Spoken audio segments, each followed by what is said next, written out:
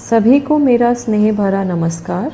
Voice of women के 30th episode के part 2 में आपका स्वागत है। आशा है कि आप सभी सुखी और स्वस्थ होंगे। मैं हूं सोनल गोयल, 2008 बैच की IAS ऑफिसर, त्रिपुरा कैडर। आपको याद होगा कि पिछले एपिसोड में हमने बात की थी उन 3 महिलाओं की जिनके बारे में अंतर्राष्ट्रीय महिला दिवस के अवसर पर माननीय प्रधानमंत्री श्री नरेंद्र मोदी द्वारा उनके सोशल मीडिया हैंडल्स की कमान संभालने के लिए उनको चुना गया था। वो 3 महिलाएं जो हमने उस एपिसोड में कवर की वो हैं एलिना मिश्रा, शिल्पी सोनी, अजेता शाह। और जैसा कि आपसे वादा किया था कि अगले एपिसोड में मैं आपको उन और 3 महिलाओं के बारे में बताऊंगी जो माननीय प्रधानमंत्री श्री नरेंद्र मोदी जी के सोशल मीडिया हैंडल्स को ऑपरेट करने और उनको फीचर होने का उनको गौरव प्राप्त हुआ। दोस्तों, ये महिलाएं भारत के अलग अलग हिस्सों से आती हैं, अलग अलग क्षेत्रों में काम करती हैं, लेकिन एक बात जो इन्हें आपस में जोड़ती है वो है कि बहुत ही कठिनाइयों के बीच अपने अपने क्षेत्र में बहुत अच्छा काम करते हुए इन्होंने सफलता के झंडे गाड़े हैं। एपिसोड शुरू करने से पहले नारी शक्ति पर श्री कुलदीप धैया जी की लिखी एक कविता से मैं शुरुआत करना चाहूंगी, जिसकी पंक्तियां हैं। नारी नहीं जहान तू, हिंद की मैं शान हूँ। नारी नहीं जहान हूँ, हिंद की मैं शान हूँ। झुका नहीं सके कोई वो प्रचंड आसमान हूँ। झुका नहीं सके कोई वो प्रचंड आसमान हूँ। कायनात की मैं अप्सरा, कायनात की मैं अप्सरा, सृष्टि की पहचान हूँ। जी हाँ, कितनी अत्यंत प्रेरणादायक और ब्यूटीफुल ये कविता है। तो हमारी पहली पर्सनालिटी के बारे में मैं बताना शुरू करती हूँ। Miss R Vaishali. Miss R Vaishali chess के दिग्गज खिलाड़ी और सबसे कम उम्र की महिला है जिन्हें प्रधानमंत्री द्वारा चुना गया था। उनकी कहानी हम सब के लिए प्रेरणा है कि अपने सपनों को साकार करने के लिए बड़ी से बड़ी चुनौती से भी जूझना पड़ता है। ग्रैंड मास्टर आर वैशाली ने महज 14 साल की उम्र में मुंबई में नेशनल वुमेन्स चैलेंजर्स का खिताब जीता। कई जूनियर टूर्नामेंट में जीत दर्ज करने के बाद उन्होंने पहली बार एक बड़ा खिताब अपने नाम किया और इसके बाद से उन्होंने कभी भी पीछे मुड़कर नहीं देखा। वैशाली सिल्वर स्पून के साथ पैदा नहीं हुई थी। उन्होंने कई संघर्ष किए और पूरी दुनिया में अपना नाम रोशन किया। करियर की शुरुआत में ही साल 2012 में अंडर 11 और अंडर 13 नेशनल चैंपियनशिप्स जीतकर बड़ी कामयाबी हासिल की। उसी साल उन्होंने कोलंबो में अंडर 12 श्रेणी में एशियन चैंपियनशिप और स्लोवेनिया में यूथ चैंपियनशिप अपने नाम की। चेन्नई में चेस खेलने का एक कल्चर है। Current world champion mister D Gukesh भी चेन्नई के ही हैं। वैशाली के परिवार में भी शतरंज खेलने का माहौल था। उनके भाई आर प्रागनंदा दुनिया के सबसे कम उम्र के चेस ग्रैंड मास्टर्स में से एक हैं। दोनों भाई बहनों ने बहुत कम उम्र में शतरंज खेलना शुरू कर दिया था, लेकिन शुरुआत में उन्हें ट्रेनिंग और ट्रैवल की वजह से कई आर्थिक परेशानियों का सामना करना पड़ा। ट्रेनिंग के शुरुआती दिनों में उनके पास कंप्यूटर और टेक्नोलॉजी की सुविधा नहीं थी। वो किताबों पर निर्भर थी। स्लोवेनिया में 2012 की जीत के बाद उन्हें स्पॉन्सरशिप के जरिए लैपटॉप मिला, जिससे वे आगे बढ़ी। इसके बाद उन्होंने स्पॉन्सर्स की सपोर्ट मिला, रिकग्निशन मिलने लगी। उनके माता पिता ने उनका पूरा साथ दिया। पिता ने ट्रेनिंग की जरूरतें पूरी करी और माँ टूर्नामेंट्स के दौरान हर जगह साथ रही। ये सपोर्ट हमारे देश की हर बेटी को मिलना चाहिए। अगर आप एक माँ है और मुझे सुन रही हैं तो मैं बस यही कहना चाहूंगी कि अपनी बेटी के सपनों को पंख दीजिए। 2017 में उन्होंने एशियन इंडिविजुअल ब्लिट्स चैंपियनशिप में गोल्ड मेडल जीता। प्रधानमंत्री मोदी जी ने भी उन्हें बधाई दी और 2018 में आर वैशाली भारतीय वुमेन ग्रैंड मास्टर बनी। आज वे तमिलनाडु की पहली चेस ग्रैंड मास्टर हैं और पूरे देश को उन पे गर्व है।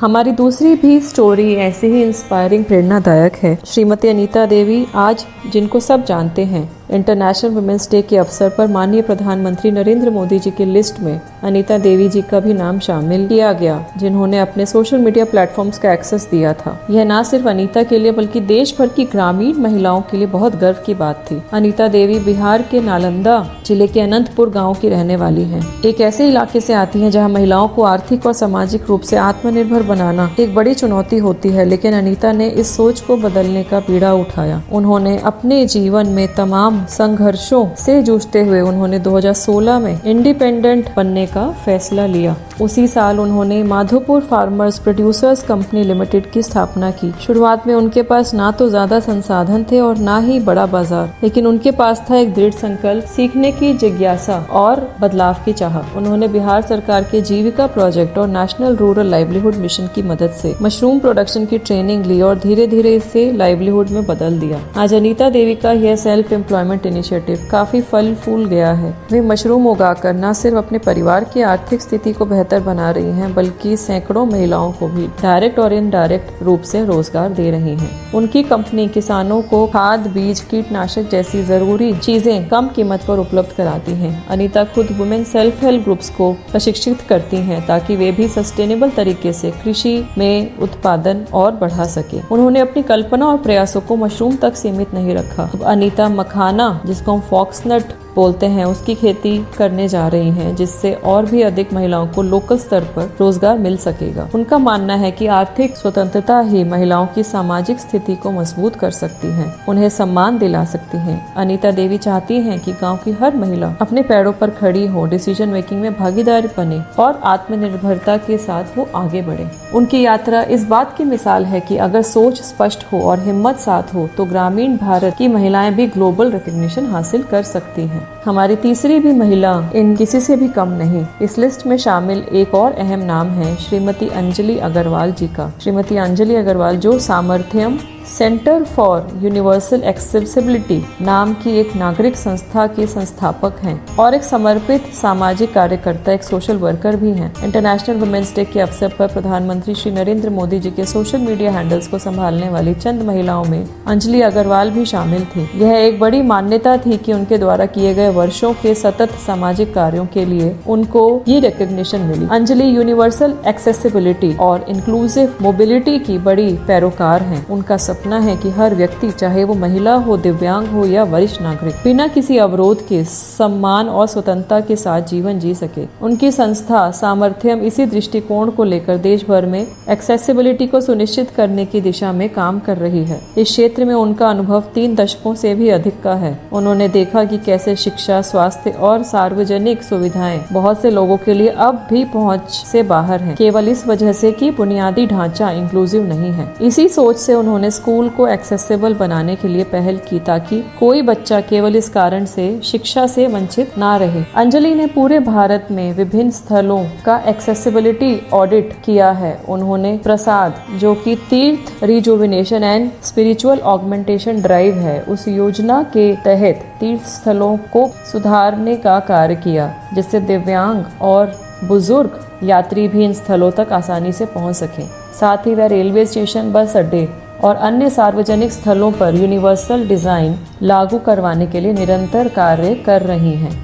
वॉश, जो कि वाटर सैनिटेशन एंड हेल्थ, उस पर भी उन्होंने व्यापक रिसर्च की है। विशेषकर दिव्यांगों की जरूरतों को ध्यान में रखते हुए उन्होंने नीतिगत सलाह देकर सरकार की कई महत्वपूर्ण फैसलों को दिशा दी है। अंजलि का मानना है कि एक्सेसिबिलिटी कोई लग्जरी नहीं है, बल्कि एक फंडामेंटल राइट है। वो चाहती हैं कि भारत का हर सार्वजनिक स्थल, हर संस्थान और हर सेवा प्रणाली ट्रूली इंक्लूसिव बने। पिछले 30 वर्षों से भी ज्यादा समय से वो बिना थके, बिना रुके इस मिशन को आगे बढ़ा रही हैं। उनकी यात्रा इस बात की मिसाल है कि अगर सोच समावेशी हो और मकसद स्पष्ट हो तो समाज की सबसे बड़ी बाधाओं को भी दूर किया जा सकता है। तो दोस्तों, आज के एपिसोड में ये 3 प्रेरणादायक महिलाएं, जिनकी कहानियां केवल उनकी ही नहीं बल्कि पूरे देश की नारी शक्ति की कहानियां हैं, वो मैं आपके सामने लेके आई। सबसे पहले हमने बात की आर वैशाली की, जो कि चेन्नई की इस प्रतिभाशाली बेटी ने शतरंज की दुनिया में भारत का नाम रोशन किया।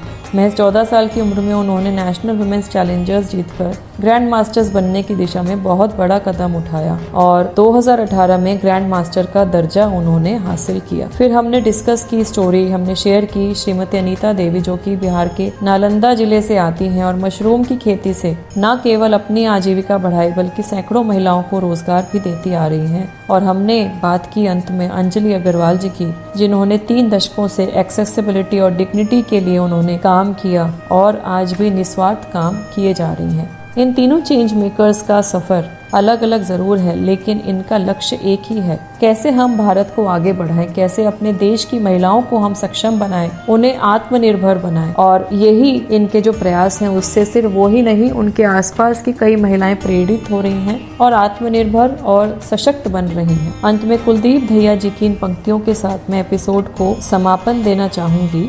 बहुत सुंदर पंक्तियां हैं जो उन्होंने कही। फूल भी हूँ, शूल भी हूँ, कुलों की आन बान भी हूँ, फूल भी हूँ, शूल भी हूँ, कुलों की आन बान भी हूँ, गौर से तो देख तो कण कण में विराजमान हूँ। गौर से तू देख तो कण कण में विराजमान हूँ। झांसी भी अविनाशी भी मैं सीता सी महान हूँ। झांसी भी अविनाशी भी मैं सीता सी महान हूँ। नारी नहीं जहान हूँ, हिंद की मैं शान हूँ। नारी नहीं जहान हूँ, हिंद की मैं शान हूँ। इन पंक्तियों में समाई है उस हर नारी की शक्ति, संकल्प और संवेदना जिन्हें हम आज सेलिब्रेट कर रहे हैं। तो दोस्तों, आज के लिए इतना ही। अगर आपको ये एपिसोड अच्छा लगा हो, प्रेरणादायक लगा हो, तो इसे अपने दोस्तों और अपने परिवार के साथ ज़रूर शेयर करें, क्योंकि ऐसी कहानियाँ जितनी ज़्यादा हम लोगों तक पहुँचाएंगी उतनी ही तेज़ी से समाज में बदलाव आएगा और शायद कोई नई वैशाली, नई अनीता और अंजलि हमारे बीच, हमारे आसपास खड़ी हो जाए।